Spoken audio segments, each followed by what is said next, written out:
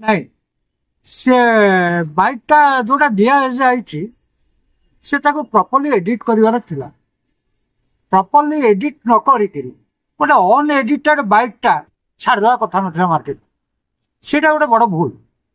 ଦ୍ୱିତୀୟତଃ ମୁଁ ସେଥିପାଇଁ ଅନୁତପ୍ତ କାହାର କୋହେସନ୍ କାହା ସହିତ କ'ଣ ତାକୁ ଗୋଟେ ଏକ୍ଜାଗରେଟ୍ କରିଦେବା ସେଇଟା ମୋର ବି ଗୋଟେ ମୁଁ ଅନୁତପ୍ତ ସେଥିପାଇଁ ଯେ ଦୀପାବଳି ସଂକ୍ରାନ୍ତରେ ଯାହା ଯାହା ହେଇଛି କି କ'ଣ ହେଇଛି ତାର ଗୋଟେ କୋର୍ସ ଡ୍ୟୁରେସନ୍ ଏଗୁଡ଼ାକୁ ନେଇକିରି ଗୋଟେ କିଛିଟା କଥା ଚାଞ୍ଚଲ୍ୟକର ଗୋଟେ ଏକ୍ଜାଗରେଟ୍ କରିଦେଇଛି। ସେ କଥାଟା ଗୋଟେ ଏକ୍ଜାଗରେଟ୍ ହେଇଯାଇଛି ମନେ ରଖନ୍ତୁ। ଆଉ ସବୁ କଥା ଠିକ୍ ଇଣ୍ଟାକ୍ଟ, କିନ୍ତୁ ଦୀପାବଳି ସଂକ୍ରାନ୍ତରେ ଯୋଉ ଜିନିଷଟା ମୁଁ ଗୋଟେ ଆପତ୍ତିଜନକ ଜିନିଷଟା କହିଦେଇଛି ସେ ସଂକ୍ରାନ୍ତରେ ତାଙ୍କର ଏଡିଟ୍ କରିବାର ଥିଲା, ସେଟା ଏଡିଟ୍ କରିନାହାନ୍ତି। ଅନଏଡିଟେଡ୍ ଥିଙ୍ଗକୁ ସେ ମାର୍କେଟକୁ ଛାଡ଼ି ଦେଇଛି।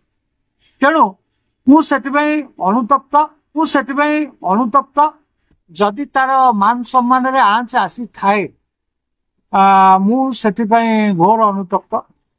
ଏବଂ ମୁଁ ବି ସେ ଗୋଟେ ଝିଅ ହିସାବରେ ମୁଁ ବି କ୍ଷମା ମାଗି ଦଉଛି। କାରଣ ମୁଁ ଆଉ ଗୋଟେ କଥା ଆପଣଙ୍କୁ କହିବି, ନବବାବୁଙ୍କ ଉପରେ ଯେତିକି ଗୋଟେ ମୁଁ ଫ୍ୟାକ୍ଟ ଦେଇଥିଲି ତାହା ହିଁ ସତ୍ୟ।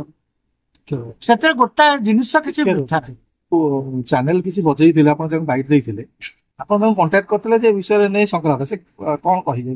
ଶୁଣନ୍ତୁ, ତାଙ୍କର ଯିଏ ଚ୍ୟାନେଲ ହେଡ୍, ଯିଏ ଇନପୁଟ ହେଡ୍, ଗୋଟେ ଇନପୁଟ ହେଡ୍ ଆମର ଥାଏ।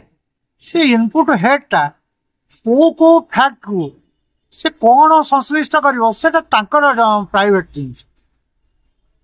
ସିଏ ମୋର ଜିନିଷଟା ନେଲେ, ମୁଁ ଜିନିଷଟା ହିସାବରେ ମୁଁ କ'ଣ କହିଲି, ମୁଁ ଭଲ କହିଲି କି ମନ୍ଦ କହିଲି, ତାଙ୍କର ସେଟା ଏଡିଟ୍ କରିବାର ଥିଲା।